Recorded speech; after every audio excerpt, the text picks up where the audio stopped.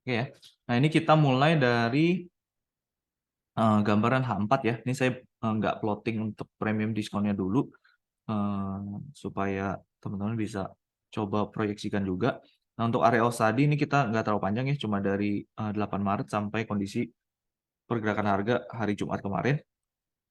Nah, saya nggak zoom out terlalu jauh dulu nih untuk mempermudah atau menyederhanakan walkthrough saja. Nah, jadi kalau kita coba ikuti pergerakan harga dari bawah dulu ya. Harga dia ada membentuk low, membentuk high, kemudian dia mencoba break lower, tapi ternyata cuma berhasil ditutup dengan wick ya. Artinya di sana ada indikasi dia pengambilan likuiditas. Nah, ketika harga berhasil break higher, nah sejak high ditembus, nah otomatis kita sudah bisa mulai proyeksikan. Oke, berarti ini ada bullish shift terjadi di sana ya, karena high sebelumnya sudah ditembus, harga juga ditutup dengan candle close body di atas high sebelumnya, ada sebagian imbalance yang juga masih tersisa, kemudian juga ada demand zone yang belum termitigasi. Sementara di bawah dari perspektif H4 kita nggak lihat ada demand zone yang clear ya, karena harga di bawah ini udah cukup efisien. Nah, ketika harga dia sudah mulai break higher dan kalau teman-teman ikuti di sini ya, ketika dia break higher, harga mulai pullback nih. Walaupun mungkin kalau saya tutup dulu, nah kalau misalnya saya tutup ke sini, nah kondisi sebelumnya kan ini kita belum tahu ya. Artinya harga dia bakal membentuk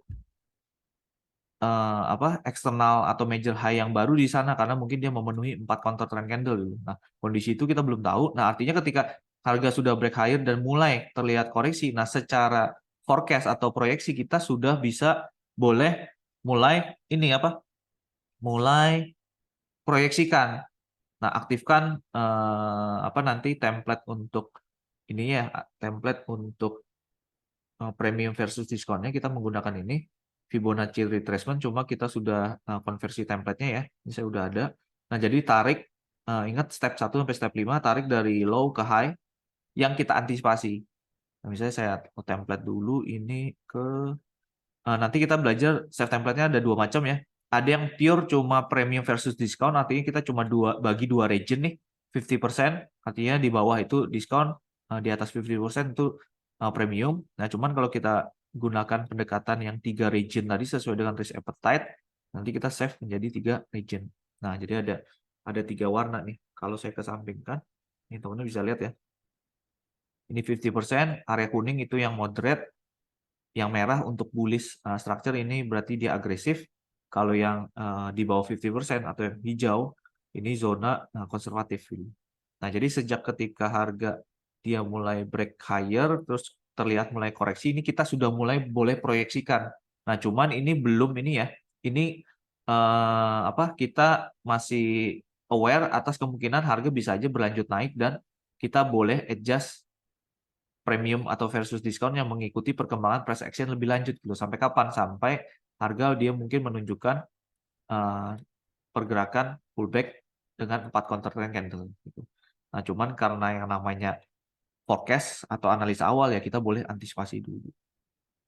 Nah, yang kebetulan, nah jadi kalau misalnya ini ya, kalau misalnya yang struktur barunya belum terlihat, artinya dari range low dan high yang terkini yang kita antisipasi, kita bisa lihat ada dua area perhatian di band zone yang kebetulan keduanya ini berada di area moderate dan juga di perbatasan moderate dan konservatif. Nah, which is yang di benar-benar di area diskon yang terbawah ini nggak ada. Nah, artinya di sana kalau saya pribadi ya, karena saya fokus di moderate sama konservatif, nah artinya dua demand ini akan menjadi area perhatian dari H4 saya gitu. Untuk kemungkinan kalau harga kembali ke sana, saya akan antisipasi mungkin M15 dia ada bullish shift. Nah, ketika di M15 ada bullish shift, nah saya mulai cari peluang buy. Kalau nggak ada di sana, berarti saya cari pullback lebih dalam, M15 dia bullish shift di sana. Nah, sebelum saya mulai cari peluang buy gitu. Nah, ini untuk bantu ini ya, untuk bantu filter kalau misalnya di satu kondisi ini area perhatiannya banyak nih. Nah, ini kebetulan aja area perhatiannya cuma dua dan keduanya ini masih memenuhi risk appetite saya gitu. Nah, kalau misalnya ternyata di area yang ini agresif di atasnya ada demand zone terdekat, nah kemungkinan besar ini saya nggak terlalu minati gitu. Nah, kemungkinan itu akan saya tetap marking, tapi untuk keperluan kalau misalnya harga kembali ke demand itu, kemudian misalnya dia gagal break higher dan ternyata ditembus dengan impulsif di middle time frame ya. Nah, sebelum harga kembali ke demand, nah itu menjadi evidence pertama saya untuk mulai cari peluang counter trend sell di M15 gitu. Sampai mana? Sampai harga kembali ke area-area perhatian yang saya lebih minati untuk mulai cari peluang buy dari perspektifnya H4 gitu. Nah, jadi dikembalikan ke ini ya, ke masing-masing ya. Nah, cuman nih kalau saya buka lagi nih, nah kebetulan harga ternyata dia membentuk 4 counter trend pullback di sini. Nah, artinya harga membentuk high, low, sampai dia break higher lagi. Nah, dalam hal ini, sebelum harga kembali ke sini ya, nah jadi kalau misalnya saya tutup dulu nih. Nah, ketika harga kembali, harga sudah bergerak lebih tinggi dan membentuk high, low yang baru ya, nah, demand yang di bawah ini bukan berarti kita langsung buang. Silakan, ini mau tetap di marking atau di hide dulu. Yang penting kita tahu area tersebut masih unmitigated ya. Bisa menjadi referensi untuk price action di masa depan gitu. Nah, dengan catatan kita boleh mengikuti perkembangan price action yang terkini. Artinya kita tahu high low-nya sudah sudah terperbarui. Nah, di mana kita tahu low-nya di sana, high-nya misalnya di sini. Ini kalau misalnya sudah terkonfirmasi ya. Nah, yang kebetulan ini ditembus, cuman kalau misalnya kondisi harga masih berada di sini, nah premium versus diskonnya kita bisa proyeksikan seperti ini. Jadi high terbaru di sana, ini low-nya, antisipasi high-nya di sana. Nah, jadi premium versus diskonnya sekali lagi ditarik dari range low ke range high. Nah, artinya di sana kita mulai cari di H4 ada nggak area demand zone yang sesuai dengan risk appetite kita. Nah, kebetulan di sini kalau saya lihat di area moderate untuk H4 ini nggak ada demand zone yang high probable. Kenapa? Karena harga masih nge-weak ya. Jadi itu kemungkinan kalaupun adanya di M15 gitu. Nah, sementara di H4 nih kalau kita lihat paling cuma ada area imbalance di sana. Di mana kalau di persis di sini kita marking sebagai demand zone. Nah, ini secara pribadi pun, secara personal saya nggak terlalu serak. Kenapa? Karena kalau dari perspektif H4, sebenarnya demand zone ini tidak menyebabkan break of structure. Kenapa? Karena break of structure sebenarnya dia terjadinya dari range sebelumnya gitu. Nah, kemungkinan kalaupun di sini ada area perhatian, kemungkinan ini refinement dari M15. Ada unmitigated demand zone di sana. Yang bisa saja mungkin di M15 kalau kita lihat secara ini ya, secara apa? Secara fraktal, kelihatan harga nge-wick, kemudian dia pullback. Nah, kemungkinan di M15 dia ada struktur gitu loh, di mana dia break structure di sana ada demand M15 yang valid untuk jadi area perhatian. Nah, cuman kalau saya kembali ke H4, untuk kondisi ini, saya nggak terlalu minati gitu. Nah, itu catatannya ya. Nah, beserta ini poin pentingnya nih. Ketika kita menjalankan atau menggunakan premium versus discount, sekali lagi nih cuman alat bantu atau additional confidence factor ya. Nah, kita boleh memiliki aturan dasar yang tadi, step 1 sampai step 5. Artinya kita gambarkan dari trading range yang terkini. Nah, cuman teman-teman ada satu kondisi di mana kita bisa sedikit fleksibel untuk mengadjust bagaimana cara kita menempatkan premium versus discount. Nah, terutama di kondisi ketika harga di struktur sebelumnya, kalau misalnya di struktur sebelumnya nih kita sudah marking ya, selama harga belum pernah menunjukkan ada proses koreksi yang cukup decent atau cukup terlihat dengan jelas, apalagi misal belum ke 50%, belum ke area diskon.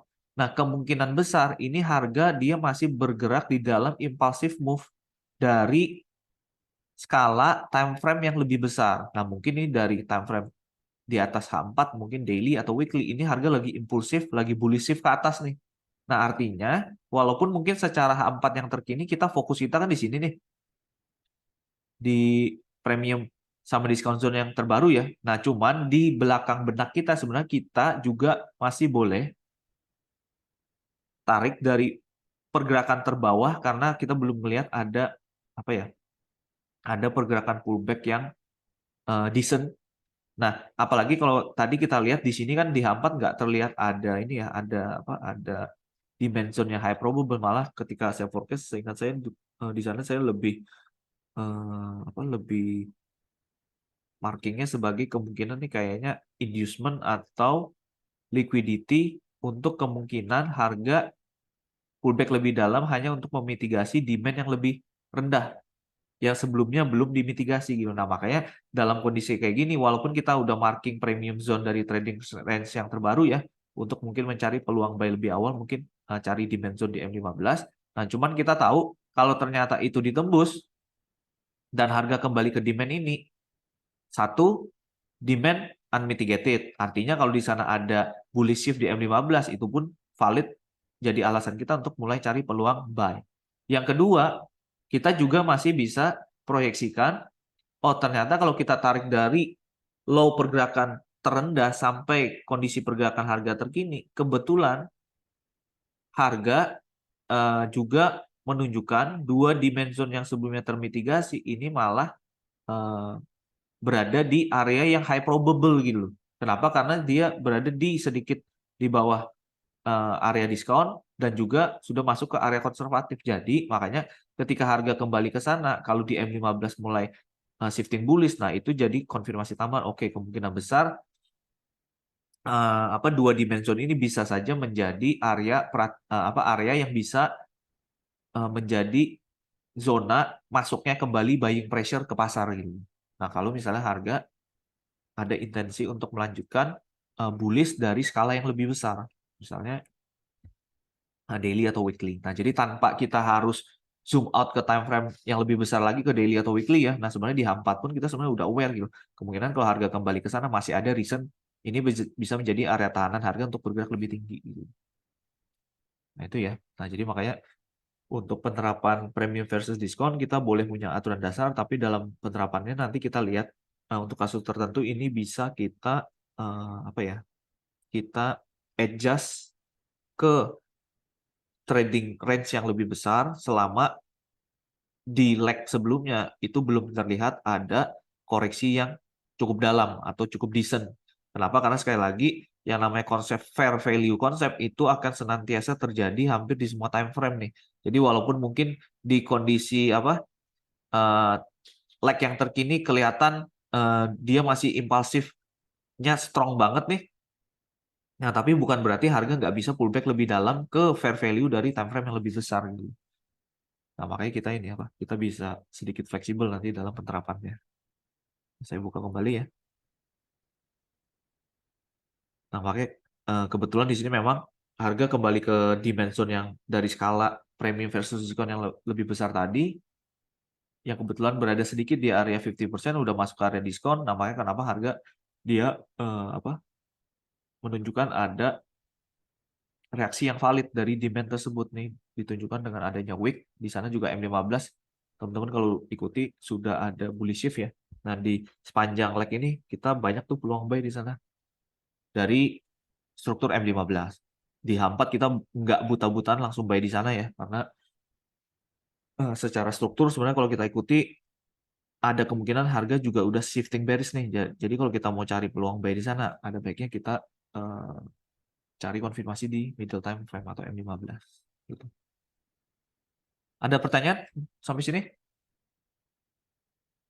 Lanjut dulu ya. Kalau ada pertanyaan nanti silahkan di-interrupt. Nah, jadi kalau misalnya saya buka sedikit untuk premium versus diskon yang di H4, nah termasuk di sini nih, ketika harga sempat menunjukkan ada kemungkinan dia shifting bearish ya. Nah, cuman kalau kita kombinasikan dengan price nature dan juga bagaimana reaksi harga ketika dia mencoba break suatu structure. Nah, memang secara momentum kalau kita ukur masih cenderung impulsif ya. Artinya bearish shift itu kemungkinan valid. Dan cuman secara evidence lain kita juga lihat sejak ketika harga satu candle ini dia mencoba break kemudian ditutup dengan wick yang panjang dan candle berikutnya ini nggak ada satupun candle yang berhasil melanjutkan intensi momentum bearishnya tadi. Nah, ada kemungkinan ketika harga kembali berbalik arah secara cepat setelah satu candle dia langsung balik arah ke atas ya. Ditambah lagi dia juga kemungkinan swap liquidity di sana, dia mitigasi demand di area atau discount zone dari leg yang lebih besar. Nah, kemungkinan bearish shift yang terlihat di sini ini nggak terlalu high probable gitu. Kenapa? Karena nggak ada follow up-nya nih, nggak ada follow through-nya gitu. Nah, jadi ketika itu kondisi itu terjadi, makanya yang lalu, singkat saya di forecast saya selalu masukkan anotasi ya, ini apakah bearish shift atau cuma bagian dari liquidity sweep. Nah, artinya jika dia liquidity sweep, harga ketika dia bullish shift di M15, kita cari peluang buy itu udah cukup valid gitu. Nah, cuman kalau misalnya ternyata di kondisi tersebut kita tetap antisipasi ya, oh ini udah bearish shift nih, kemungkinan ada aja kemungkinan harga nanti berlanjut bearish atau berubah trennya dari bullish menjadi bearish. Nah, artinya di sana pun kita bisa plotting premium versus diskon untuk bearish leg yang terkini. Artinya kalau dia shiftingnya di sana, berarti high-nya di sana, low-nya kan di sana. Ini di sini nih. Nah, kita bisa tarik ya. Ini ada area premium versus diskon juga. Nah, artinya ketika harga dia kembali masih berada di sini. Nah, ini kita bisa dapatkan dua konfirmasi berdasarkan premium diskon dari zone bullish yang lebih besar dan juga premium versus diskon dari bearish leg yang skalanya lebih kecil. Nah, artinya kita tahu nih, ketika harga kondisinya berada di sini, artinya dari skala premium versus diskon yang lebih besar, harga berada di kisaran 50% retracement atau sedikit di area diskon. Sementara dari premium versus diskon leg yang lebih kecil, dia juga berada di premium diskon. Nah, artinya antisipasi kita ketika harga kembali ke sini, kita lebih prefer cari buy atau sell. Kalau menurut teman-teman nih, dari bantuan premium discount dari kedua leg, bullish leg yang lebih besar dan juga bearish leg yang lebih kecil. Nah, high probable-nya apa nih? Dengan catatan di saat itu kita nggak tahu ya, di saat itu kita nggak tahu kalau harga bakal naik gitu. Jadi ketika kondisi harga stop sampai di bearish leg ini, kita nggak tahu nih harga bakal naik gitu. Nah, cuman dari proyeksi premium versus discount, kemudian structure, kemudian liquidity, kemudian supply demand zone. Nah, ketika harga berada di sini, teman-teman seharusnya bisa mulai antisipasi ya, kemungkinan harga untuk berlanjut bearish ini akan lebih kecil dibandingkan harga untuk pullback dulu ke atas gitu. Karena konfirmasi tadi dia berada di discount zone dari bullish leg yang lebih besar, dia juga berada di discount zone dari bearish leg yang skalanya lebih kecil. Apalagi dia kembali ke unmitigated zone dan juga sweep liquidity. Nah, itu kita cari peluang buy dulu dengan alasan mungkin untuk rebalance dulu ya, menutup imbalance zone yang ada di atas. Nah, jadinya semua evidence dan confluence factor yang ada ini kita pergunakan untuk membantu dalam menyusun trade idea ketika kita melakukan top down analysis. Nah, ini kita masih bicara ini, masih bicara satu time frame ya. Evidence-nya aja udah dapat beberapa nih, market structure, liquidity, premium versus discount zone, kemudian SD zone. Nah, kita belum masuk ke time frame berikutnya untuk cari trigger. Nah, ini jadi harapannya kalau teman-teman sudah makin banyak belajar komponen-komponennya, nanti top down analisis ini udah bisa selengkap mungkin gitu loh untuk bantu bangun bias dan juga trade idea-nya di pasar. Sebentar ada yang chat. Candle model begitu itu yang becek. No, candle kecil-kecil tapi ternyata impulse dan boss. Harusnya candle kecil-kecil dan banyak warna kan cenderung koreksi. Candle yang besar-besar dan satu warna, oke, bisa dipahami nih karena nah makanya nih kembali ke konsep ini ya, konsep multi time frame analysis. Nah, jadi komponen kita kan memang ada price nature juga ya, di mana price nature kan ada impulsif, ada korektif. Korektif itu kan yang candlenya kecil-kecil terus belang-belang. Kalau impulsif kan kebalikannya. Nah, cuman kita sekali lagi nggak bisa terapkan tiap komponen itu secara terpisah. Nah, kita gunakan kombinasinya ke the whole story gitu loh. The whole story-nya apa? Oh, ini dari H4 dia udah sempat tes supply sebelumnya yang sebelumnya imbalance gede nih. Nah, tapi ketika dia tes ternyata dia ranging kecil malah dibawa ke atas. Artinya apa? Artinya memang sebelumnya ada demand zone yang cukup high probable di sana. Nah, ketika harga kembali memang mungkin secara nature kelihatan oh ini impulsif nih. Nah, tapi ingat yang dulu saya pernah sharing di apa ya? Kayaknya di subtopik yang anticipating the next move bisa dilihat kembali tuh. Nah, walaupun harga terlihat dia bearish shift secara impulsif dengan momentum, nah kita tetap lihat di mana lokasi harga saat itu. Nah, kalau harga dia berada di lokasi di sini ya, artinya kita tahu nih, harga baru saja break structure, dia sedang impulsif, apalagi kalau dia kembali ke area unmitigated demand zone. Nah, kita jangan buta-butaan karena cuma ngelihat impulsive nature, artinya kita memaksakan diri pokoknya gimana pun caranya harga harus melanjutkan bearish-nya. Nggak bisa gitu juga gitu loh. Nah, walaupun mungkin memang kita sudah dikonfirmasi dengan, tapi kan ketika harga mulai pullback kan kelihatan nih, pullback-nya kan kecil-kecil. Betul. Nah, makanya di sini walaupun misalnya di M15 ini dia masih apa? Bullish structure ya di M15 ya, tapi dari H4 kan kita lihat dia nature-nya kan korektif nih. Nah, kita cari evidence dulu. Nah, oke, kalau misalnya itu dia masih korektif move atau pullback aja nih, saya masih antisipasi kemungkinan H4 bakal jadi bearish. Valid-valid saja, tapi dengan catatan kita lihat kemungkinan korektif move atau pullback ini ada kemungkinan dia masih bisa berlanjut nggak lebih tinggi. Nah, kita lihat, oh ternyata di atas masih ada area imbalance, ada unmitigated supply zone. Di atas juga ada area imbalance, ada unmitigated supply zone. Nah, jadi kita tetap buka kemungkinan, walaupun secara nature kelihatan candle kecil-kecil, belang-belang, dan kita tahu ini kemungkinan hanya fase pullback dari bias H4 yang sudah terlihat bearish shift di sana. Nah, cuman kita tahu tetap ada alasan kemungkinan harga bisa pullback lebih tinggi. Nah, walaupun ini ya, nah ini kalau saya ngajak teman-teman diskusi lebih lanjut nih, dari sebelumnya bearish shift, harga memang kelihatannya bereaksi dari sana, tapi reaksinya malah cukup tinggi ya. Bahkan supply zone yang terlihat di ekstrim ini kelihatan sudah ditembus sedikit nih. Nah, cuma sekarang pertanyaan saya nih, harga sudah break higher nggak nih? Belum kan? Tetap ada kemungkinan bisa saja harga dari penutupan Jumat kemarin ini bisa dibawa kembali ke bawah nih. Ini kita tetap open minded ya. Nah, artinya apa yang sudah kita antisipasi sejak awal yang kelihatan candle kecil-kecil tapi ternyata dibawa pullback lebih besar, ternyata bisa jadi ini benar masih bagian dari impulsif corrective move dari intensi bearish yang sudah ditunjukkan di percobaan bearish pertama tadi gitu. Nah, artinya trade idea ini masih ada nih kemungkinan. Nah, makanya kita bisa pergunakan konfirmasi dengan middle time frame. Nah, kalau di sini middle time frame dia lagi bearish, udah ikutin dulu momentumnya gitu. Walaupun di sini terlihat harga udah mantul ke atas ya. Karena kita masih open mind, masih ada kemungkinan nih harga bisa balik arah nih. Artinya ketika ini terjadi apa nih?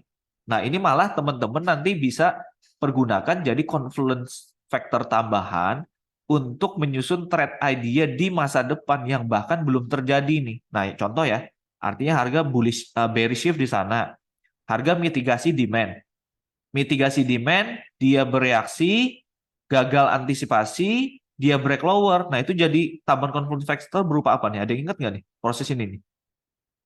Mitigasi zone, bereaksi, failed anticipation, demand gagal. Itu kita dapat tambahan confluence factor berupa apa? Ada yang masih ingat nggak nih dari materi sebelumnya? Flip. Flip ya. Nah, jadi bahkan sebelum harga ini di masa depan, kita nggak tahu nih dia bakal break lower atau break higher. Nah, cuman kita sudah bisa antisipasi semua kemungkinan gitu. Nah, ini ada bisa jadi dia malah harga break lower, kita dapat konfirmasi tambahan berupa SD flip yang jauh-jauh hari kita sudah mulai kumpulkan ininya apa sequence-nya gitu loh. Dia mitigasi demand, demand-nya memberikan reaksi yang valid, tapi reaksinya gagal gagal melanjutkan antisipasi demand untuk break higher, dia malah break lower, di sana ada misalnya supply. Nah, di situ berarti kita jadi confluence factor untuk trade idea yang baru. Oke, berarti kita cari sell dari supply nanti di masa depan ketika breakout structure yang terjadi, ini kita dapat tambahan supply demand flip gitu. Nah, walaupun kalau teman-teman tanya ya, secara personal, saya masih lebih prefer harga untuk break higher. Ada yang bisa kasih pandangan nggak? Kenapa? Secara personal, saya masih antisipasi harga break higher nih. Karena supply-nya udah ketembus. Supply terakhir tertembus nih. Artinya saya belum melihat ada apa ya, dari kacamata H4 ada informasi yang cukup kuat untuk harga bergerak lebih rendah. kecuali sampai di sini harga dia masih berada di internal demand nih. Nah, kecuali kalau misalnya internal demand ini dia bereaksi kemudian dia break lower dengan impulsif, nah artinya di situ kita ada tambahan informasi internal supply demand flip. Kalau lebih bagus kalau dikonfirmasi dengan ada supply yang clear terbentuk ya, ada momentum segala macam. Nah, kalau ini nanti besok dalam minggu ke depan terjadi nih, tapi dengan catatan saya pengen lihat ada reaksi dari demand dulu, baru dilanjutkan dengan internal break of structure dengan impulsif ya. Nah, baru di sana kemungkinan harga nih kayaknya bakalan mau dibawa break lower nih. Nah, di situ saya mau kemungkinan bias untuk bearish dari H4-nya akan menjadi lebih tinggi daripada bias bullish-nya. Nah, saat ini saya masih lihat H4 ada kemungkinan dia bisa berlanjut lebih tinggi. Kenapa? Satu, karena masih melanjutkan intensi bullish yang sebelumnya dibangun, dia juga mitigasi demand, dia juga sweep liquidity, kemudian ini banyak kan nih, ini banyak nih SMC trader di luar sana yang nge-sell nih dari semua supply. Ternyata juga di babat habis tuh. Likuiditas sudah diambil semua nih. Nah, cuman saya masih lebih antisipasi kemungkinan bullish dari H4 ya. Kenapa? Karena dia masih kembali ke demand. Plus kalau teman-teman sudah belajar yang namanya likuiditas, ini kelihatan banget nih. Harga membentuk liquidity pool yang sangat bersih nih. Dalam bentuk apa nih? Equal highs. Nah, apalagi kalau teman-teman zoom ke M15, di M15 dia juga bentuk equal highs nih di sini. Ini M15 equal highs ya. Nanti kalau kita zoom in ke mana ke M15. Nah, artinya alasan harga untuk bergerak lebih tinggi nih cukup besar nih. Kenapa? Karena kelihatan dia banyak mancing seller nih. Di atas tuh banyak likuiditas nih. Jadi kemungkinan bisa jadi minggu depan ada kemungkinan harga di bawah naik lebih tinggi. Nah, tinggal nanti kita lihat ketika harga dia break nge-sweep likuiditas di atas. Nah, kita lihat nih gimana nih price action selanjutnya. Kalau dengan cepat dia berbalik arah, nah itu bisa jadi indikasi ada kemungkinan harga bisa bearish trend dalam beberapa minggu ke depan nih. Nah, cuman kita nggak tahu kalau dia breaknya tinggi banget, nah ya udah ikutin dulu momentumnya gitu. Nah, gitu ya. Ini tadi saya sampai agak panjang. Tadi pertanyaan Andi, ya itu. Nah, jadi menjawab ini ya. Jadi kita nggak bisa menggunakan setiap komponen yang ada secara terisolasi. Kita pergunakan semua informasi yang tersedia dan tetap antisipasi berbagai kemungkinan. Lanjut dikit ya. Nah, ini yang H4. Nah, jadi ketika harga di sini kita boleh cari buy. Nah, tapi dengan konfirmasi middle time frame ikuti dulu misalnya buy-nya sampai ke supply dari bearish leg H4 yang berada di area 50%. Nah, di situ kita cari evidence untuk cari sell cukup valid. Kenapa? Karena juga ada alasan. Harga sudah bearish shift, harga kembali ke area discount atau 50%-nya dari bearish leg yang terkini, tapi dengan catatan M15 kasih evidence nggak? Ada bearish shift nggak? Kalau nggak ada bearish shift, berarti kemungkinan supply zone ditembus, nah harga ada intensi untuk bergerak lebih tinggi. Nah, area perhatian kita alihkan ke supply zone yang lebih tinggi. Nah, di sana kita ulangi prosesnya. Di M15 ada nggak bearish shift? Kalau nggak ada, ya jangan dipaksa sell, ya kita ikuti dulu nih buy sampai evidence lebih lanjut gitu. Tapi dengan catatan kita tahu di mana lokasi harga berada saat ini dari berbagai sudut pandang. Dari sudut pandang bullish market structure skala yang lebih besar, dari bearish leg untuk skala yang lebih kecil. Nah, kombinasikan dengan M15 nih. Kalau saya masuk ke M15 ya.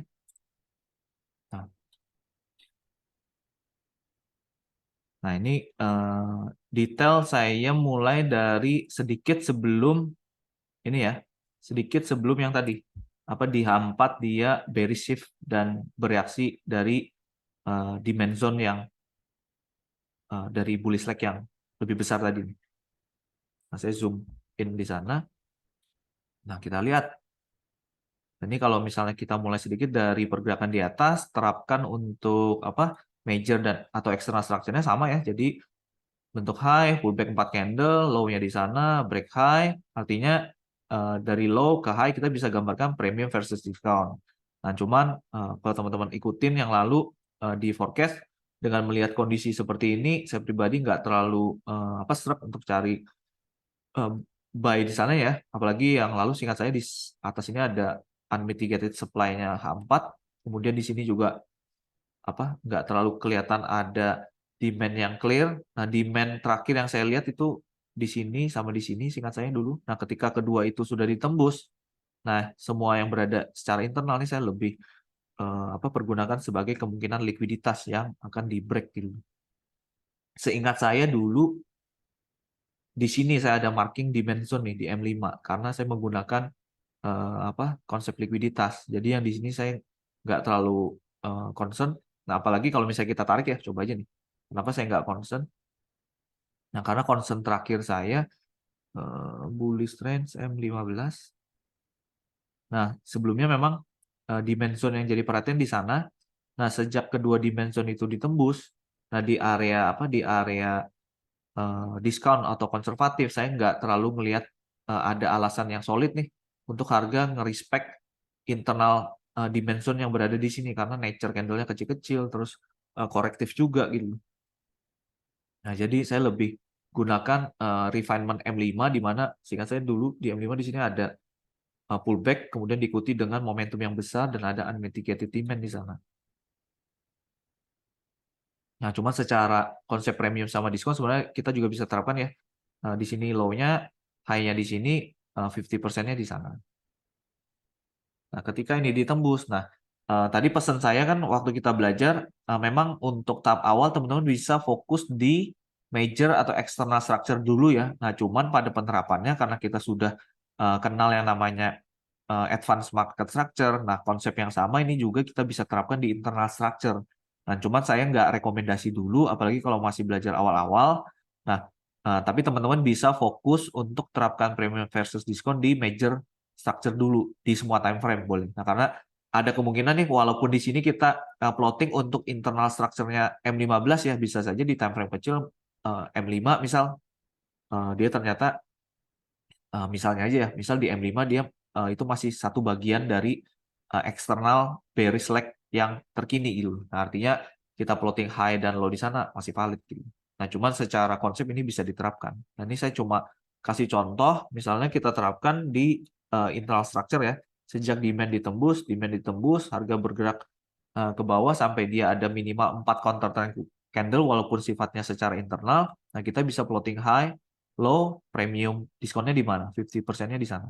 Yang kebetulan harga memang kembali ke area unmitigated demand zone di kisaran 50% ya, sedikit ke area diskon, nah sebelum harga melanjutkan intensi. Nah, ini nanti teman-teman sempatkan waktu ketika belajar plotting premium versus discount. Nah, ini teman-teman bisa mulai melihat nih, nah makanya kenapa kita konversi dari Fibonacci retracement karena tanpa harus tahu harga ini kembali dia ke level 50%, ke level 38,2 atau ke level yang golden ratio 61,8%. Nah, semuanya itu kita sudah bisa tergantikan dengan plotting konsep premium versus discount yang sudah kita sederhanakan beserta kombinasinya dengan supply demand zone dan juga nanti likuiditas gitu. Nah, jadi kita fokus ke komponen-komponen itu. Jadi nggak perlu lagi tahu di mana level 61,8, 38,2 dan sebagainya. Itu ya. Ini high, low, internal. Kemudian ketika low ditembus, walaupun secara internal, nah kita bisa plotting juga secara internal, high-nya di sana, low-nya di sana, sampai sebelum harga pullback 4 candle, berarti area premium diskonnya kita udah tahu.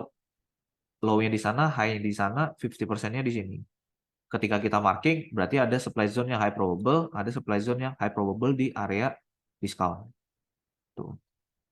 Nah, itu dari internal structure. Kalau misalnya kita kembalikan ke konsep external structure-nya sendiri, kalau kita ikutin ini dari low di sana yang terakhir, high-nya di sana, harga dia baru break lower yang eksternal itu di kejadian ini sampai sebelum dia break pullback 4 candle.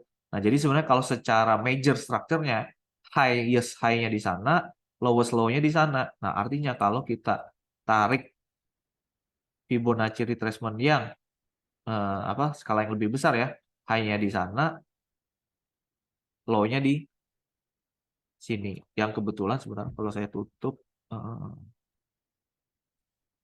oke. Nah, kalau misalnya kondisi harga sampai sini ya, nah kita juga dapatkan kondisi yang serupa. Ada dua supply zone yang belum termitigasi dan berada di area yang masih cukup high probable masuk ke preferensi risk appetite saya di moderate dan juga di konservatif gitu. Nah, jadi ada dua cara ya. Kita bisa gunakan major structure-nya, kita juga bisa menggunakan internal structure kalau memang terlihat ada struktur yang cukup dominan. Kita melihat ininya apa? Struktur low high-nya gitu. Nah, jadi 4 candle pullback pun kita bisa pergunakan di internal structure ya untuk plotting premium versus diskon dengan skala yang lebih kecil. Nah, lanjut. Masuk di bawah. Ya, harga untuk low, high, break lower, kita plotting lagi premium versus diskonnya 50%-nya di sana. Nah, harga kembali ke kisaran 50% ya.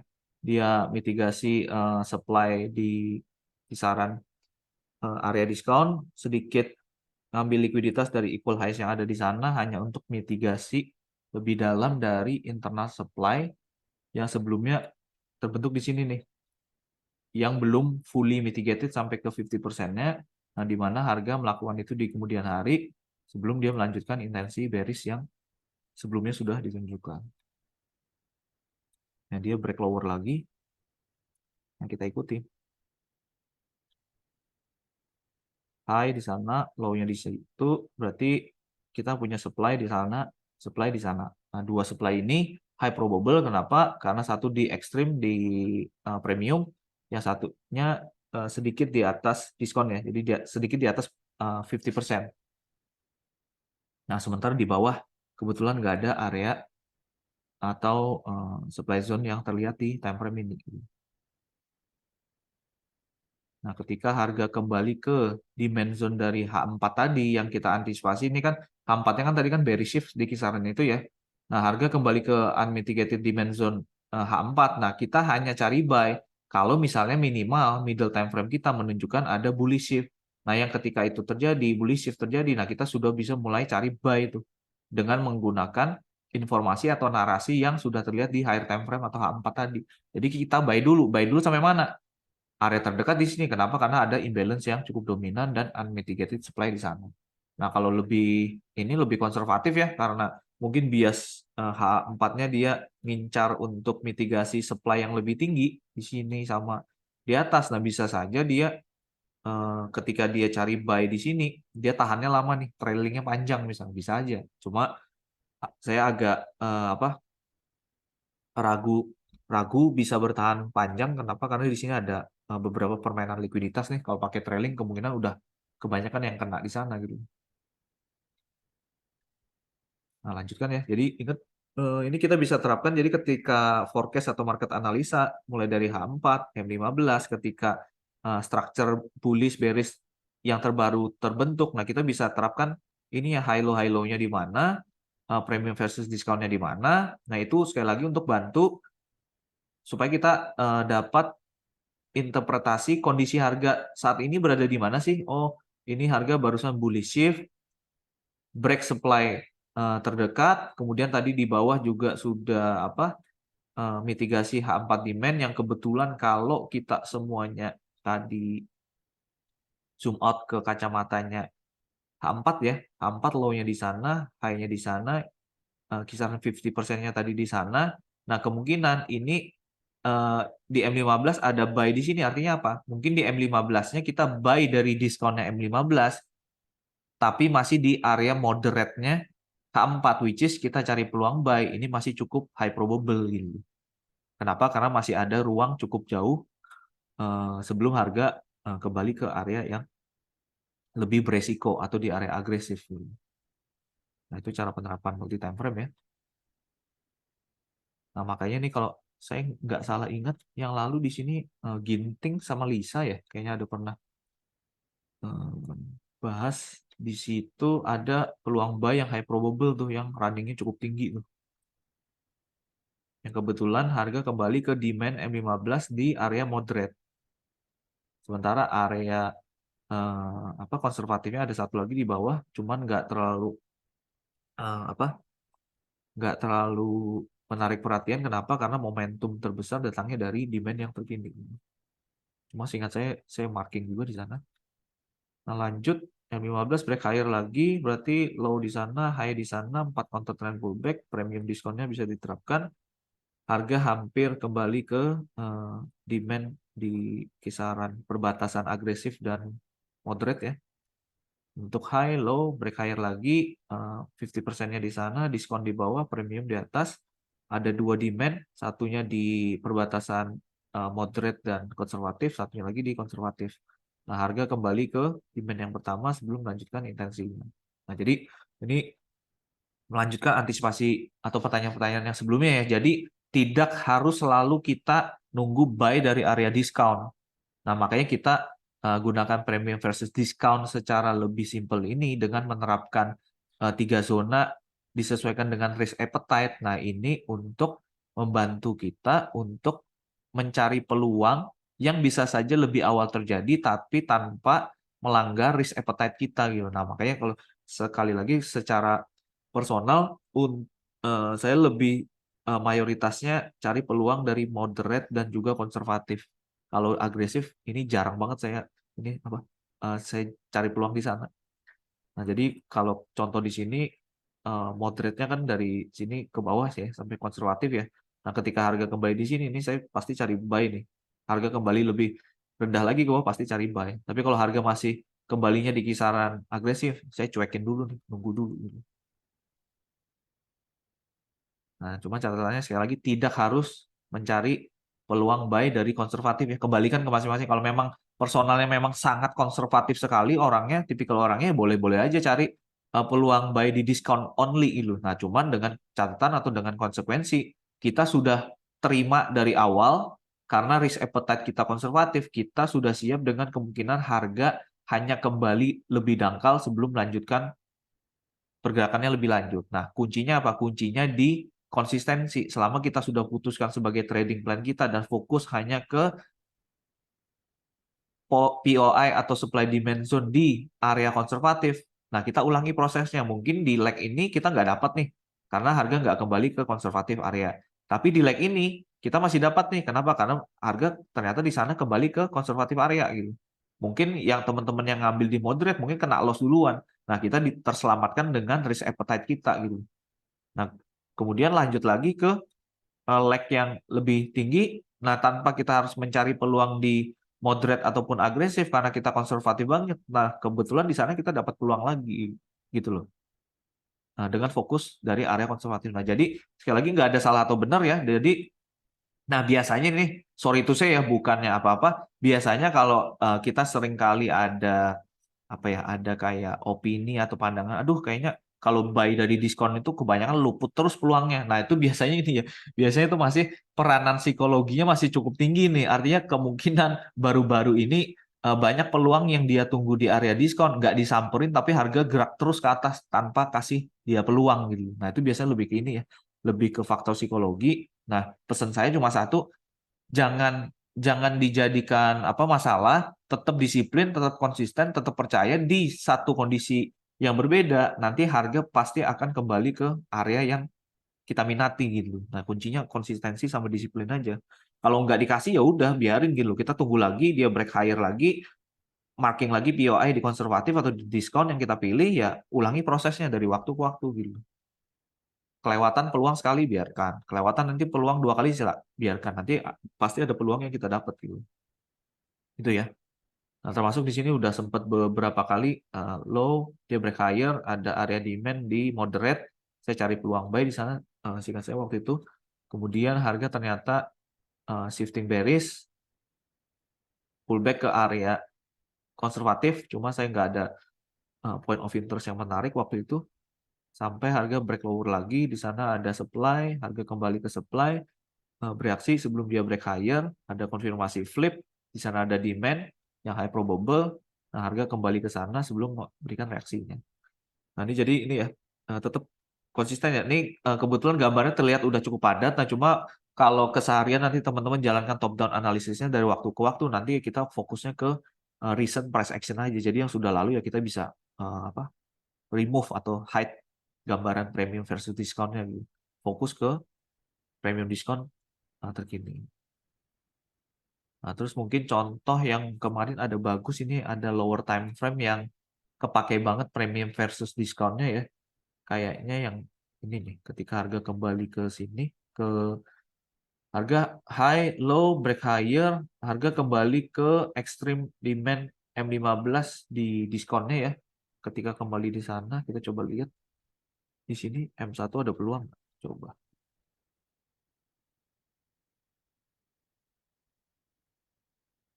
Oke, nih. Ini ya. Nah, harga kembali ke M1 ya. Nah, sebelum harga kembali ke M1, kalau kita ikuti prosesnya nih, harga break structure. Break structure M1. Harga membentuk supply. Supply-nya M1. Harga kembali ke supply, masih di respect, tapi gagal break lower, ditutup sebagai wick, berarti di sana ada tanda-tanda kemungkinan harga hanya sweep likuiditas yang kebetulan harga masih berada di area bullish POI-nya atau demand-nya M15 tadi dari bullish structure di M15. Nah, artinya kita cari peluang buy nunggu konfirmasi lower time frame yang terjadi ketika harga berhasil shifting bullish di sana. Nah, di sini nih, ini konsep premium discount nih. Ditambah dengan nanti konsep likuiditas. Nah, ketika ini terjadi ya, berarti kita bisa marking low-nya di sana, high-nya di sana. Nah, kita boleh marking, sebelum kita marking nih, mungkin sering ada pertanyaan ya. Oke, ini ketika bullish shift terjadi di sana, kita lihat ada dua demand zone. Di sini ada demand zone M1, ada imbalance. Di bawah juga masih ada demand zone. Ada imbalance juga.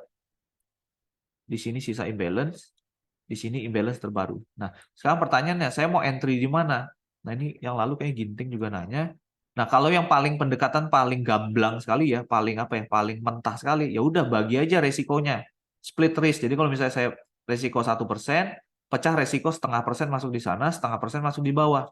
Jadi kalau yang di atas kita loss-nya 0,5%, 0,5, yang di bawah kita masih dapat nih, mungkin dapat 5 sampai 6R, ya mungkin udah ketutup gitu. Itu yang paling gamblang kalau nggak mau repot-repot gitu. Nah, cuma kalau misalnya pergunakan beberapa additional confluence yang lain, nah sebelum harga kembali ini kebetulan kan sudah kelihatan ya harga respect-nya dari extreme demand-nya ya. Nah, cuma kita coba tambahkan confluence factor-nya. Ketika harga dia mulai pullback, kita bisa marking premium versus discount dari low ke high. Nah, which is kalau misalnya ke bullish range-nya M1, kita tahu di atas ini agresif, kebetulan juga nggak ada demand, berarti lewat. Sorry. Kemudian di area moderate ada nggak demand? Nggak ada juga, berarti lewat. Nah, kedua demand-nya ini masih masuk di area yang bagus nih. Dua-duanya yang terjauh ini di area extreme diskon ya. Yang kedua ini di sedikit di bawah 50%. Nah, dua-duanya masih area bagus nih untuk kita cari buy. Nah, makanya kalau misalnya cukup sampai confluence factor dengan premium diskon di M1-nya kita terapkan, sekali lagi ya kita bisa bagi resikonya. Entry separuh di sana, entry separuh di bawah gitu. Atau kalau nanti belajar ditambahkan dengan konsep likuiditas, nah biasanya saya sebelum pecah resiko, ini saya ada kondisi. Lihat dulu nih, ini yang biasanya saya sebut ini ya. Ini sedikit menyentuh ke entry type nanti. Nah, kalau di M1 ini ada dua entry zone atau dua demand zone misalnya, nah ini biasanya saya sebut yang terdekat itu sebagai decisional zone atau decisional demand, sementara yang terjauh ini sebagai extreme demand. Nah, saya ada pendekatan untuk pecah resiko entry dari decisional dan juga ekstrim selama tidak terlihat ada likuiditas di sekitar decisional zone. Nah, tapi kalau ternyata decisional zone itu terlihat ada permainan likuiditas, nah ada baiknya jangan dipaksa entry atau pecah resiko dari demand. Udah kita sabar nunggu, ini kita buang. Nah, kenapa? Karena kita lihat ada elemen likuiditas, which is dalam minor uptrend line yang terlihat persis di bawah decisional demand zone. Artinya demand zone ini nih sifatnya low probable nih. Kenapa? Karena di bawahnya ada likuiditas. Nah, jadi daripada kita entry di sana terus kita jadi likuiditas kena stop hand-nya si institutional trader, ya udah kita lebih sabar, manfaatkan semua additional confluence factor tadi, higher time frame atau middle time frame, bullish POI. Terus lower time frame atau M1 bullish shift. Kemudian lower time frame premium versus discount. Kita dapat demand terjauh plus kita dapat confluence factor berupa inducement ya, karena ada likuiditas yang persis dibangun di atas demand zone-nya M1. Nah, di sana kita bisa entry. Nah, tergantung targetnya semana. Kalau misalnya pakai fixed target, misalnya ini saya kasih buffer ya, setengah pip, jadi stop loss-nya 3. Nah, kalau misalnya pakai fixed target 1:5 udah dapat nih. Kalau misalnya target ke high sebelumnya ya 5R plus sedikit. Kalau misalnya pakai trailing mungkin dapatnya lebih sedikit. Mungkin trailingnya di sini masih dapat 2R gitu. Nah, ini nanti itu faktor dari trade management ya. Nah, cuma saya mau menunjukkan premium versus discount kalau kita terapkan di lower time frame ini juga nanti jadi additional confluence factor yang sangat dominan nih untuk bantu kita ngefilter entry zone yang mana yang high probable dan mana yang low probable gitu. Nah, dengan bantuan ini. Nah, jadi most time kalau ada entry zone, kalau di secara penerapan sendiri ya, kurang lebih sama untuk high time frame sampai ke lower time frame karena saya bermain di risk appetite-nya di moderate sama konservatif. Nah, di M1 kalau ada entry zone di moderate pun selama ada confluence factor misalnya ada likuiditas atau apa, nah itu saya udah seret masuk gitu. Tinggal urusan belakangnya saya mau bagi resiko atau enggak gitu. Nah, itu ya. Jadi ini contoh penerapan di lower time frame. Nah, ini juga sama ya, bisa berulang ya. Misalnya kalau kita zoom out ke M15 lagi, misalnya cari yang kemarin hari Jumat kemarin ya. Oke, ini contoh nih. Contoh ya. Kondisi di sini nih. Harga dia respect ke demand, kita kan masih antisipasi untuk harga break higher kan ya, karena dia strukturnya masih bullish ya. Ternyata dia kembali ke demand, dia memang bereaksi, kita mungkin udah dapat sebagian return di sana, tapi ternyata harga malah shifting bearish. Nah, cuma kita lihat shifting bearishnya, momentum ada nggak? Satu candle sih momentum, cuma langsung dibalik dengan ini ya. Nah, cuman break is break, jadi kita di sana bisa aja kita marking ada supply zone terdekat, walaupun mungkin nggak terlalu high probable, karena kita lihat cuma satu candle langsung dibalik, tapi tetap ada elemen imbalance-nya. Tapi di atas juga kita tahu ada unmitigated zone yang lebih high probable. Nah, cuma ketika harga berada di sini, kita masih bisa antisipasi harga kemungkinan bisa kembali ke sana. Nah, sekarang ketika dia bearish shift, nah kita gunakan semua komponen yang sudah kita pelajari nih. Bentar, ini saya hapus dulu. Saya coba replay misalnya kondisi harga sampai ke sini deh. Oke, nah harga dia bearish shift ya. Ketika dia bearish shift, kita tentukan high low-nya di mana. Kita bisa tarik premium versus diskonnya di mana, which is di sini bearish range M15. Nah, kemudian karena kita antisipasi kemungkinan harga akan pullback ke supply terdekat, ada imbalance di sana. Nah, kita kumpulkan informasinya. Nah, ternyata harga kembali ke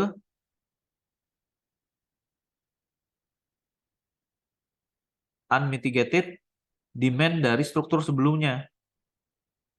Nih, ada imbalance, ada unmitigated demand zone. Walaupun sebelumnya belum termitigasi ya, kita gunakan untuk reference point di masa depan. Yang di pergerakan harga terkini, kita tahu harga ini dia bearish shift. Secara antisipasi kita lebih prefer pelanjutan bearish. Nah, cuman karena kita punya supply zone atau bearish POI di area premium, which is ini udah masuk di area ini ya, di area konservatif. Nah, sambil menunggu harga kembali ke sana, di sini kalau misalnya ada peluang counter trend buy, nah kita bisa manfaatkan konfirmasi lower time frame gitu. Misalnya ke M1. Nah, tinggal kita cari M1. Contoh ya. Nah, ini sedikit tricky, nanti saya tunjukkan. Ini yang kita bisa terapkan kemampuan untuk adjust premium atau discount zone kalau harga belum pullback secara decent gitu. Nah, jadi di sini harga dia break lower, masih bearish ya, sampai harga bullish shift, berarti ada intensi harga untuk bergerak lebih tinggi yang mengkonfirmasi trade idea dari counter trend buy yang tadi kita ambil dari demand-nya M15 di sini. Nah, ketika itu terjadi, harga mulai pullback, kita kan bisa marking premium sama discount zone-nya ya, bullish range.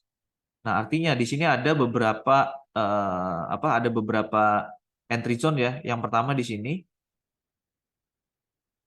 yang kedua di ekstrim.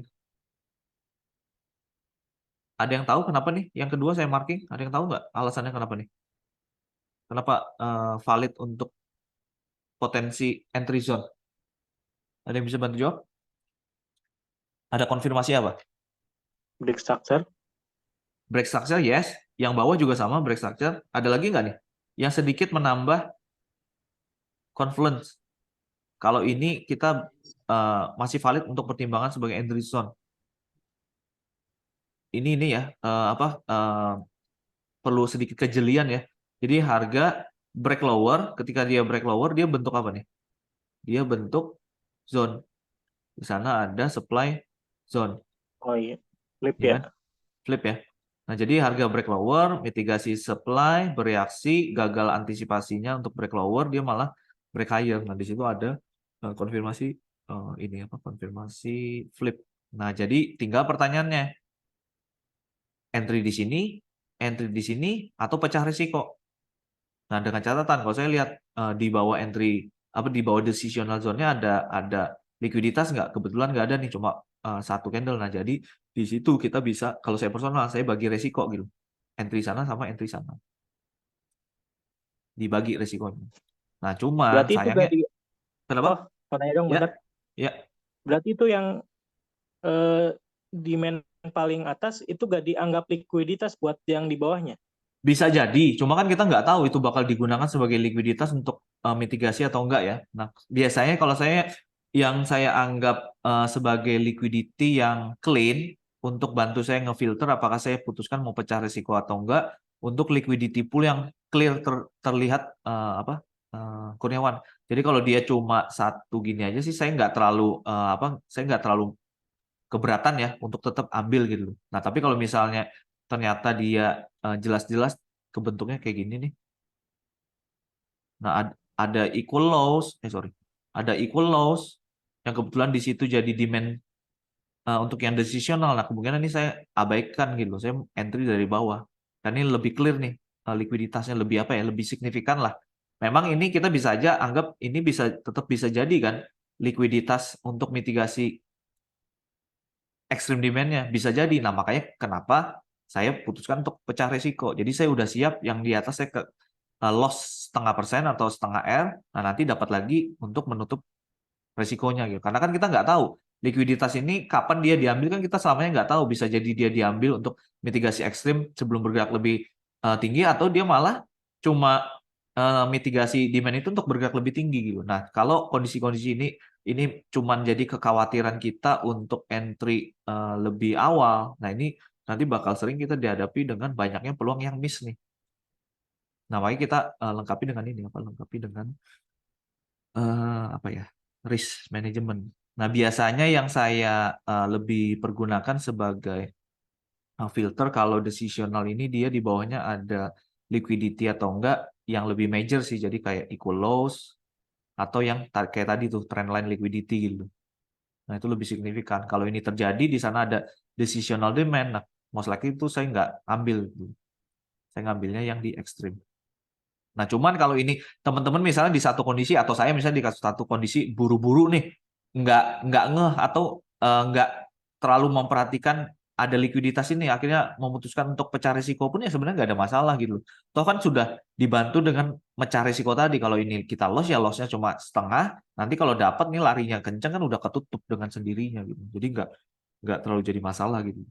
Nah, daripada kita apa ya terlalu berhati-hati, akhirnya udah takutlah di sana ada likuiditas nih, saya pasang di bawah aja. Ternyata berkali-kali kondisi ini terjadi nih. Kita nunggu di bawah nggak dikasih. Nanti di lain kesempatan gitu lagi nunggu di bawah nggak dikasih. Nah, ini nanti lumayan nih kepukul atau jadi tantangan buat psikologinya. Loh, ini saya udah prediksi antisipasi pergerakannya benar, tapi giliran masuk ke lower time frame banyak peluang yang saya nggak ke-trigger. Bahkan lebih parah lagi nggak ke-triggernya cuma less than 1 pip misalnya. Nah, jadi untuk membantu kasih solusi, kita mainkan di risk sama money manajemennya nanti. Terjawab, Kurniawan? Terjawab. Terjawab ya. Nah, kita lanjut ya. Nah, ini bisa split resiko atau pasang di bawah pun nggak ada masalah. Cuma dengan catatan konsekuensinya udah dipahami. Nah, ini yang agak sedikit tricky nih. Nah, ketika Ini masih ini ya, belum ada struktur 4 candle pullback ya. Nah, di sini harga kelihatan ada likuiditas, permainan likuiditas sedikit. Nah, ketika dia break higher, nah kalau teman-teman ikutin, ini break higher-nya lumayan impulsif nih. Kemudian dia juga membentuk struktur 1, 2, 3, 4. Berarti di sana sebenarnya dia sudah break higher kan ya. Nah, dia break higher, dia ada apa namanya? Ada membentuk demand baru yang kalau misalnya kita terapkan secara konsisten konsep premium sama diskonnya, harusnya kan kita marking yang baru nih. Low-nya di sana, high-nya di atas misalnya sampai dia koreksi 1 candle. Nah, gini. Nah, berarti pertanyaan sekarang kita gimana nih? Yang sebelumnya kita entry di bawah, harus adaptasi ke atas atau kita stay di bawah? Nah, kalau secara ngikuti secara market structure ya, kita seharusnya kita adaptasi dulu. Nah, jadi kita yang di bawah mungkin cancel dulu sampai nunggu ada konfirmasi tambahan, misalnya harga mungkin mencoba mitigasi yang demand yang lebih baru tapi gagal break higher, kemudian dia bentuk likuiditas tambahan di sana. Nah, baru ini kita pertimbangkan untuk pasang entry lagi di sana gitu. Nah, dengan catatan itu nanti yang jadi faktor ini ya, faktor kita untuk fleksibilitas adjust premium atau discount zone hanya jika dalam kondisi lag sebelumnya, which is di sini, harga nggak terlihat pullback decent sampai ke 50%-nya. Nah, artinya demand zone tersebut, ini kita masih boleh pertimbangan untuk adjust premium versus discount zone-nya. Nah, cuman ini kita belum tahu ya. Ini kita masih posisikan di sana. Nah, kita fokus ke ini dulu. Fokus ke mana? Fokus ke demand zone yang terbaru dulu karena kita ikutin ininya. Nah, contoh aja nih misalnya kita entry di sana ya. 2 pips kasih buffer setengah pip. Nah, misalnya kita entry di sana karena kebetulan di leg yang ini kita cuma punya satu demand zone ya. High, low, break higher, demand zone-nya cuma ada satu di area konservatif masih oke. Nah, kita entry di sana dapat stop loss belum dijemput. Nah, tinggal kita manage. Pokoknya kalau kita sudah masuk tinggal manage. Manage-nya paling minim di mana? Kalau yang paling konservatif sebenarnya nunggu high ini nih di break. Kalau high itu di break, nah kita tinggal lihat. Kalau di sini dia masih efisien ya, nggak ada imbalance atau apa, boleh di break even kan. Nah, cuman kalau dia break higher, terus di sana ada imbalance, terus di sekitar entry level kita ada demand zone, jangan keburu break even. Karena kemungkinan kalau kita paksa break even, harga cuma kembali ke sana, mitigasi imbalance, mitigasi demand, take out kita di break even hanya untuk berlanjut lebih tinggi gitu. Nah, jadi mesti dilihat kondisinya. Kalau dia efisien, nggak ada alasan harga untuk kembali ke entry level kita, break even kan nggak apa-apa. Gitu. Dengan catatan nih kita aware ya, di bawah nih ada area unmitigated zone. Bisa aja harga bergerak lebih rendah. Nah, ini mungkin salah satu poin ini kayak key nuggets nih kalau kita bahas di channel question ya. Teman-teman kalau hadapi kondisi ini ya, kalau misalnya ketika harga memitigasi suatu zone, antisipasi kita kan bakal banyak fuel atau tenaga di SD zone tersebut untuk secara cepat harga bergerak lebih tinggi ya. Nah, cuman biasanya ya, sesuai observasi aja, ketika harga dia mitigasi suatu demand zone tapi hanya berakhir dengan flat atau ranging di area supply demand tersebut, nah ada kemungkinan harga mencoba mencari likuiditas tambahan nih. Nah, ada kemungkinan zone tersebut nggak mampu membawa harga untuk bergerak lebih tinggi gitu. Nah, cuman kalau kita tetap disiplin ke trade management ya udah, ini kita cuma aware, oh ini kayaknya bakal ditembus ya. Nggak usah khawatir karena kan kita sudah batasi resiko juga kan ya. Paling kalau loss pun loss 1R. Nah, cuman ini biasanya nih tanda-tanda kayak gini kemudian dia jebolnya lebih tinggi gitu. Nah, cuman kita tetap nunggu nih. Konservatif kita nunggu di atas di break nggak. Kalau enggak ya udah kita stop loss biarkan di bawah. Nah, dari sini aja sebenarnya kelihatan kan dia flat naik langsung dibanting ke bawah ya udah nih kemungkinan dia mencari likuiditas tambahan. Nah, cuman karena kita belum trial break even tergantung ya. Kalau misalnya nunggu structure ya otomatis belum break even. Nah, kalau ini dia jebol ya kita loss 1% gitu. Loss 1M. Nah, ini loss, misal loss. Nah, ketika loss ingat jangan langsung buang trade idea-nya ya. Nah, kita kembalikan dulu nih anggap ya kita loss 1R ya. Kita loss 1R. Oke, nah sekarang saya mau ngapain nih? Loss 1R sekarang trade idea saya mau ngapain sih nih? Nunggu apa cari peluang lagi? Nah, kembali ke time frame yang lebih besar. Misalnya M15 tadi. Nah, kita kembalikan. Kita ketika di M15 harga kembali ke sini tadi antisipasi kita apa? Antisipasi kita adalah cari peluang buy to sell atau counter trend at least sampai harga kembali ke supply. Nah, ketika kita tadi entry lebih tinggi, kemudian ternyata harga balik arah dan kita loss, nah kita validasi dulu trade idea-nya masih valid nggak? Artinya demand yang lalu kita lihat masih bertahan nggak? Oke, masih bertahan karena harga belum jebol ke bawah. Yang kedua, tujuan terdekat sudah tercapai belum? Kalau belum, ya udah kita cari kesempatan entry lagi selama trade idea-nya masih valid gitu. Nah, jadi jangan ini ya, jangan keburu gara-gara loss sekali langsung tutup mata gitu. Nah, kita ukur. Nah, sekarang oke. Biasanya ngukurnya gini nih. Oke, ini sekarang harga sudah kelihatan dia shifting bearish ya. Nah, cuma ingat dia kalau harga shifting bearish, coba ya kita ikutin dulu nih. Kebetulan di sini dia ada bentuk 4 candle nggak? 1, 2, 3. 1, 2, 3. Oke, belum. Nah, berarti harga ini kan dia shifting bearish di sini ya. Nah, ini pelajaran penting nanti kalau sudah belajar likuiditas. Nah, ingat yang namanya boss shift ini kan selamanya belum terkonfirmasi benar-benar harga memang mau balik arah ya. Nah, makanya setiap kondisi kayak gini nih, ini yang dulu Kurniawan juga sering tanya kan, ini apakah shift itu pasti berarti harga transisi jadi bearish atau cuma likuiditas tambahan? Nah, ini bisa berarti dua gitu. Nah, cuman memang konfirmasinya kalau sudah double breakout structure. Nah, dengan kondisi yang sama, ini kita lihat nih. Nah, di sini harga memang dia bearish shift. Nah, di bawah kita tahu ada unmitigated demand zone. Nah, kita cari ada nggak alasan kenapa harga nih bisa bereaksi dari zone yang di bawah. Nah, di sini peran penting kadang kita nge-hide semua drawing zone ini kadang bisa membantu penggambaran yang lebih clear gitu. Oke, ini kalau kita lihat ya, berarti dia ada di sini kan dia bullish shift yang pertama di sini tadi nih, di sini ya tadi dia bullish shift. Nah, harga belum pullback decent, dia break higher, kita entry di sana, tapi ternyata gagal melanjutkan antisipasi. Nah, kita lihat ada nggak tambahan confluence factor di mana kemungkinan harga bisa mitigasi dimension yang di bawah karena trade idea kita masih valid. Nah, salah satu tambahan confluence factornya ketika harga kembali ke sini.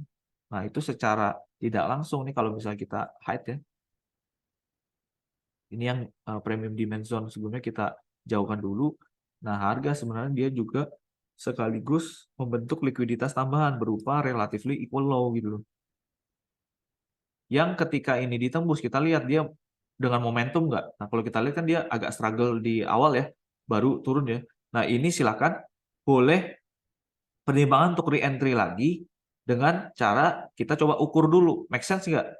Which is kalau itu kita sesuaikan ke high tertinggi dan ini kita asumsikan bearish shift-nya hanya bagian dari likuiditas manipulation karena di sana terlihat ada relatively equal low. Nah, kita bisa kembalikan skenario re-entry sesuai dengan planning kita di depan. Yang awalnya tadi kita split risk, entry di sana sama entry di sini. Nah, mungkin kalau kita entry di sana misalnya 1,2 berarti biasanya saya kasih 1,8 pips which is ini loss min setengah R ini jebol. Nah, kita masih dapat entry lagi di bawah. Nah, 2,6 tambah setengah pip berarti masuk 3,1. Nah, kalau misalnya dapat ya tinggal manage dengan catatan tadi di atas kita minus 1, di sini tadi kita min setengah. Nah, so far for the day misalnya masih min 1,5. Masih oke ya. Nah, kita masuk lagi dengan kekuatan nih setengah resiko nih atau 0,5. Nah, tinggal kita manage ikuti. Kalau ke target terdekat saja dapat 4,61. Tinggal manage ya. Ikuti structure segala macam. Nah, misalnya buang sebagian dulu di sana 4,61 mungkin udah cover min 1,5. Yang tadi udah ketutup, nah tinggal manage target selanjutnya kemana. Jangan lupa zoom out ke time frame lebih besar. Kalau misalnya supply zone ini ditembus, berarti kemungkinan harga bakal berlanjut ke area likuiditas selanjutnya, either ke high terdekat atau ke supply selanjutnya yang masih ada imbalance. Ya kebetulan nih kalau diteruskan dia bisa lanjut sampai ke ini ya, sampai ke supply zone teratas. Nah kalau misalnya tag parsial di beberapa tempat tadi ya tinggal diakumulasikan. Ke high di sini dapat 9,48, ke supply selanjutnya dapat 11R nih. Nah, tinggal di total. Berarti walaupun tadi min 1, terus min setengah, nah di sini kita masih dapat nih setengah resiko tinggal dikalikan berapa L yang diperoleh. Misalnya 11 ya, berarti dapat 5,5 ya. Total tutupan kita masih positif gitu. Nah, ini saya cuma contoh yang ini ya. Contoh apa? Contoh proses adjust premium versus discount zone di lower time frame dalam kondisi kalau misalnya harga baru shifting yang pertama ya, karena ini belum terkonfirmasi perubahan tren nih. Beda cerita kalau gini ya. Beda cerita nih kalau dia dalam perjalanannya tadi bullish shift, pullback, break higher, udah 2 kali bullish shift nih. Di sana ada demand, di bawah ada demand. Kemudian dia ternyata break higher lagi nih, udah berkali-kali ya break higher, di bawah masih ada unmitigated ya. Nah kalau kondisi ini saya pribadi sih nggak prefer kita adjust terus premium zone-nya sampai ke titik tertinggi, karena harga sudah break higher berkali-kali. Artinya kalau harga kembali ke sana, harga ini sudah dalam kondisi bearish shift yang terkonfirmasi, at least di time frame tersebut. Nah, kalau kondisi ini terjadi, ini biasanya saya masuk ke alternatif entry yang kedua. Kalau misalnya di M1 ini nggak dapat entry, saya stop nih biasanya entry boss yang ketiga, saya nggak ngejar harga. Nah, saya zoom out ke M5.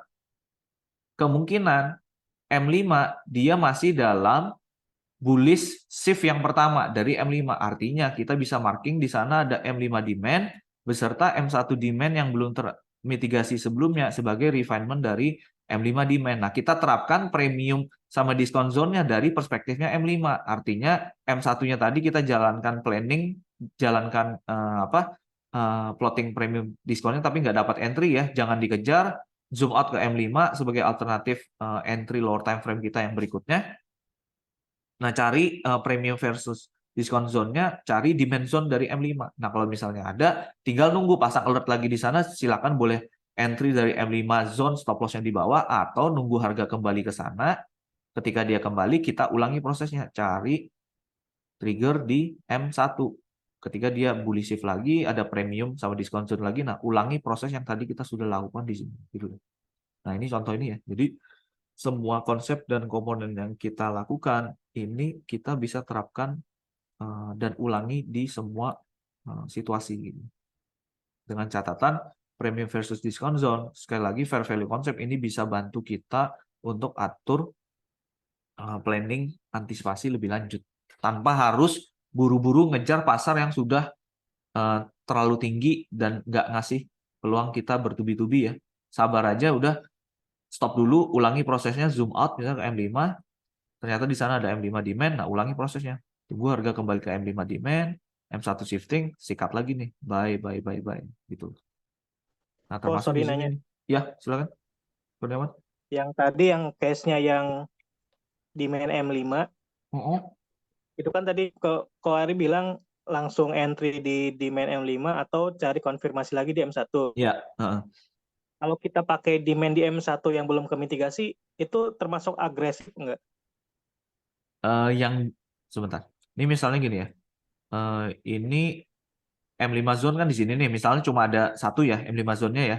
Sedangkan M1 zone-nya kan ada refinement di sana, kemudian ada ada unmitigated M1 yang berada di area diskonnya M5 ya. Mungkin yang dimaksud siapa? Kurniawan ya. Di atas juga ada nih. Nah, yang ditanya yang mana? Yang ditanya yang di dalam demand M5. Ini, terus pasang Kita entry-nya langsung di pakai sininya. M1 refinement-nya. Ya. Oh, nggak apa-apa. Ini nggak termasuk agresif sih. Kenapa? Karena kita sudah dapat konfirmasi M1 kan awalnya kan sudah ada bullish shift, artinya ada bullish intention.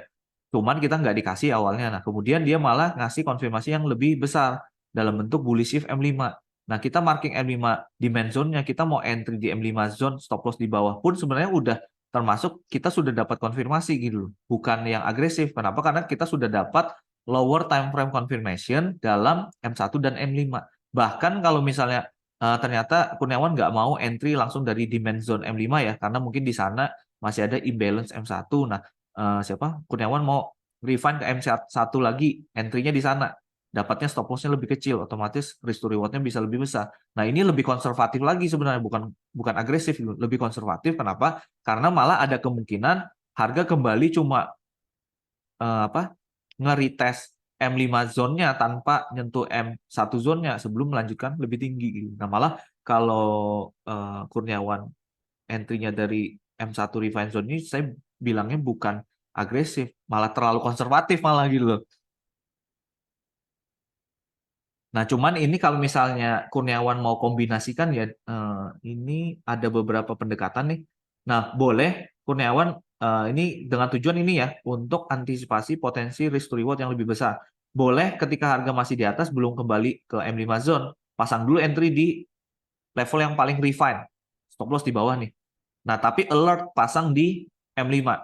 Artinya kalau misalnya alertnya disentuh duluan tanpa nge-trigger entry-nya Kurniawan di M1, terus ternyata di M1 dia membentuk bullish shift, udah ini cancel dulu, entry dulu di atas dulu. Siapa? Kurniawan. Ini artinya kita beradaptasi dengan perkembangan price action. Artinya kan dia sudah masuk ke demand zone M5, kemudian dia sudah menunjukkan ada bullish shift yang baru di M1. Nah, daripada kita memaksakan hanya menunggu di sini, terus malah ketinggalan peluang. Nah, kita adaptasi gitu. Atau mungkin pecah resiko, ya udah deh, di sini aku masuk dulu setengah R, nanti entry yang di bawah aku tetap masukkan setengah R. Nah, boleh juga gitu. Cuma jadi lebih kompleks aja entry ini. Cuma tuh bisa juga bagi resiko kayak gitu bisa. Menjawab, Kurniawan? Paham kok. Paham ya? Nah, jadi banyak ya, banyak cara nih kembali ke ini pendekatan sama risk appetite masing-masing. Nah, cuman nih nanti kalau semua komponennya sudah dipelajari, kita nih urusannya tinggal dari hari ke hari itu cuma ngulangi prosesnya aja, ngulangi terus. Nah, kayak di sini misalnya, kita nggak dapat peluang di bawah ya, harga break higher nih, break higher, di bawah kita nggak dapat. Nah, di sini kita ukur lagi, low-nya di sana, high-nya di sana, ini masih M1 ya, premium versus diskonnya di mana? Ini ada demand sudah dijebol, berarti kita bisa lanjutkan buy. Di sini ada buy atau demand di area sudah di area diskon ya. Di bawah juga ada nih. Nah, tinggal pertanyaannya mau nggak masuk di sini? Kalau saya jujur saya nggak masuk di sana. Kenapa? Satu, ini candle news nih. Yang kedua, ada likuiditas di bawah. Yang kebetulan aja ini di respect harga bergerak lebih tinggi. Cuman bergeraknya juga nggak sampai jauh kan, sampai supply berikutnya sebelum dijebol kembali gitu. Karena di bawah dia sudah bentuk likuiditas gitu. Nah, makanya ini teman-teman kalau lihat nih, kenapa di sini kelihatan ada satu candle gede ini bisa dengan mudah nge-break structure, karena dia juga sekalian ngajar likuiditas yang sebelumnya sudah terlihat di sana gitu. Nah, cuman kalau misalnya kebetulan aja ini trendline liquidity di sini kita nggak terlihat ya, terus kita mau pasang entry di sini ya nggak ada masalah, karena kan kita udah aware, oke di sana decisional demand, extreme demandnya di sana. Mungkin kita kalau entry pun masuknya setengah R gitu, at least kita dapat sebagian profit gitu. Nah, jadi diulangi ya. Nah, jadi low, high, premium diskonnya di mana, agresifnya di mana, moderate-nya di mana. Jadi kita ibaratnya apa? Kita menyederhanakan konsep yang Fibonacci retracement yang daripada kita bingung nih harga ini sebenarnya mau mantulnya di 23,6 kah, di 38,2, di 50%, 61,8 yang mana itu selamanya nggak ada jawaban pastinya.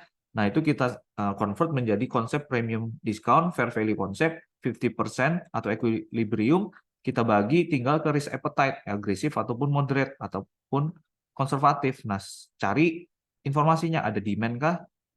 Ada imbalance kah? Ada likuiditas kah? Story-nya gimana? Market structure gimana? Higher time frame, middle time frame narratifnya gimana?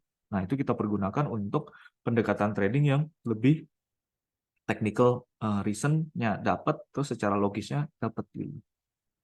Nah, jadi bisa membantu menjawab pertanyaan-pertanyaan yang dulu-dulu mungkin ketika saya juga personal menggunakan Fibonacci retracement ya, selalu bingung, ini kapan sih sebenarnya harga ini mau pullback ke level-level retracement tertentu gitu. Nah, itu udah nggak pakai lagi ya, fokusnya ke sini, ke demand zone, ke yang lain-lain tadi, market structure dan kawan-kawan. Oke, sampai sini ada yang mau ditanya sebelum saya tutup nih? Udah 12:30 kita. Ada yang mau ditanya nggak nih? Mumpung bahas premium diskon. Silakan kalau ada lagi sebelum saya tutup. 1-2 pertanyaan mungkin. Kok di luar premium diskon Yes. tentang entry type? Heeh. Kalau B itu Kalau apa, sorry? taruhnya di titik break even, Oke. taruhnya di titik entry atau ditambah dengan komisi? Biasanya saya sih cuma pertimbangkan ya komisi ini kan kalau misalnya mau benar-benar dihitung sih sebenarnya apalagi kalau kita trading banyak pair jadinya terlalu ribet ya. Nah, kecuali pakai apa itu ada alat yang beli kayak kalkulator buat forex itu beberapa juta itu setahu saya itu bisa otomatis cuma sama juga tuh kita ngitung pakai kalkulator gitu. Nah, kalau saya simpelnya aja kebetulan cuma trading satu pair kan. Nah, sebelumnya saya trial dan error dulu di demo gitu. Jadi kalau misal EU saya di tick mil apa namanya? Spread normalnya itu di kisaran 0 sampai 0,3 pips. Nah, kira-kira amannya saya pasang buffer untuk BE itu saya tambah buffer berapa pips supaya di tick mil yang saya pakai sekarang ini kalau misalnya kena level break even saya itu sudah nutup faktor spread dan komisi. Artinya kalau misalnya eh, kena BE pun bener-bener itu nggak loss gitu loh. Bener-bener nol atau profit kecil banget gitu. Nah, jadi ini banyak ininya ya apa Kurniawan yang terbesar ya faktor spread di broker sama komisinya gimana. Cuma saran saya kalau misalnya itu coba trial error aja. Misalnya di broker Kurniawan sekarang pakai demo account-nya, buka aja posisi buy misalnya di mana. Nah, ketika dia bergerak naik, mungkin buy-nya sempat kan buy-nya beberapa posisi ya, misalnya 1, 2, 3 nih buat testing aja gitu. Nah, yang posisi 1 misalnya kamu BE-nya benar-benar di level entry, yang kedua kamu tambahin 0,5 pips, yang ketiga kamu tambahin 1 pip misalnya.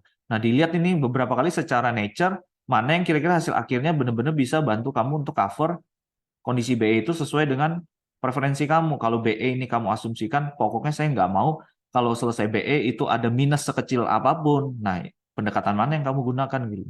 Nah, saya dapatnya di tambahan 0,5 pips untuk kondisi broker yang saya pakai untuk kondisi EU. Jadi kalau misalnya saya entry di sini ya, entry stop loss misalnya di bawah nih, terserah stop lossnya misalnya 2 pips ya.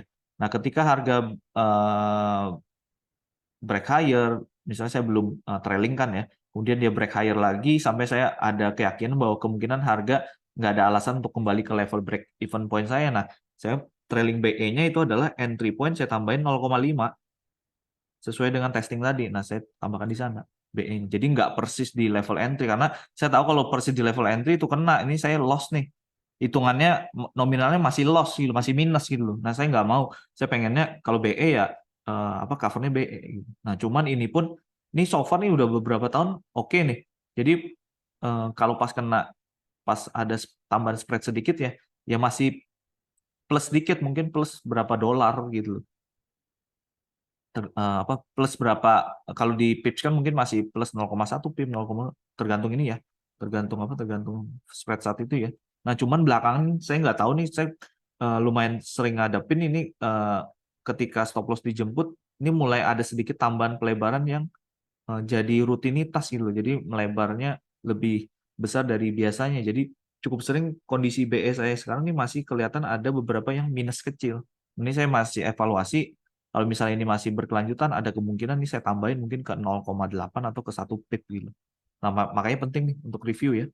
Nah, cuman kalau kembali ke pertanyaan si Kurniawan kembali, saya sih pakai pendekatan yang simple, supaya nggak ngitung-ngitung lagi, saya cuma pastikan dengan ini apa trial error nyoba di demo account broker yang saya pakai saat ini gitu. Nah, dapatnya di mana yang benar-benar bisa kasih kondisi break even. Nah, buffer itulah yang saya pergunakan untuk cover spread dan commissionnya gitu. So far saya pakai 0,5. Ya sebenarnya kalau yang lalu kayaknya si siapa Lisa pernah nanya ya. Kalau di broker dia kemarin kayaknya kita bicara amannya dia pakai 1 pip tuh untuk bisa cover spread sama komisi. Itu Kurniawan. Oke, paham kok. Ya, paham ya. Nah, tergantung ya. Kalau kamu bener-bener, udah pokoknya saya nggak mau tahu lah. Karena mungkin kalaupun apa break evennya ada minus sedikit pun nggak apa-apa lah tuh minor. Ya udah kamu bener-bener mau break even di level entry ya nggak ada masalah juga. Kembali ke preferensi gitu. Jadi nggak harus kasih buffer juga sih sebenarnya. Kembali ke masing-masing. Yang lain? Cukup? Cukup kok. Cukup? Cukup ya? Nah, nanti kalau misalnya ada pertanyaan lanjutan bisa di-share lagi sih di komunitas ya, kayak biasa di channel question atau yang lainnya. Nah, ini nanti recording seperti biasa saya proses dulu, saya tutup ya. Nah, jadi untuk yang premium sama versus diskon, ingat pesannya ini additional confluence factor, tidak menjadi patokan absolut, tapi bisa kita pergunakan sebagai alat bantu ya untuk filter, mulai dari cari point of interest di higher time frame dan juga middle time frame di kondisi yang POI-nya ada lebih dari satu. Nah, itu kita bisa pergunakan untuk filter sesuai dengan risk appetite masing-masing. Udah nggak perlu lagi bingungi level-level retracement persentase tertentu, tapi fokus ke risk zone-nya mau agresif, mau moderate ataupun konservatif. Nah, tinggal sesuaikan mulai dari marking POI di higher time frame, middle time frame, termasuk juga eksekusi di lower time frame untuk tentukan entry zone-nya tadi. Nah, nanti selanjutnya kita akan mulai masuk ke additional confluence factor yang cukup dominan ya, cukup major di liquidity concept. Nah, ini saya perlu waktu mungkin cukupan lebih panjang juga karena breakdown-nya bakal banyak contoh-contohnya juga. Nah, nanti setelah liquidity berakhir, nah kita sudah bisa mulai melangkah ke putting it all together sama entry type. Nah, semoga bisa mulai memberikan gambaran yang lebih komplit. Nah, baru harapannya nanti teman-teman bisa lebih aktif di komunitas, sharing analisa, sharing trade idea, review bersama, sama diskusi bersama. Oke, itu aja. Saya tutup ya untuk materi hari ini, premium versus diskon. Sampai ketemu lagi di konten berikutnya untuk yang liquidity. Thank you. Thank you, Ko. Oke, thank you. Thank you. Yeah.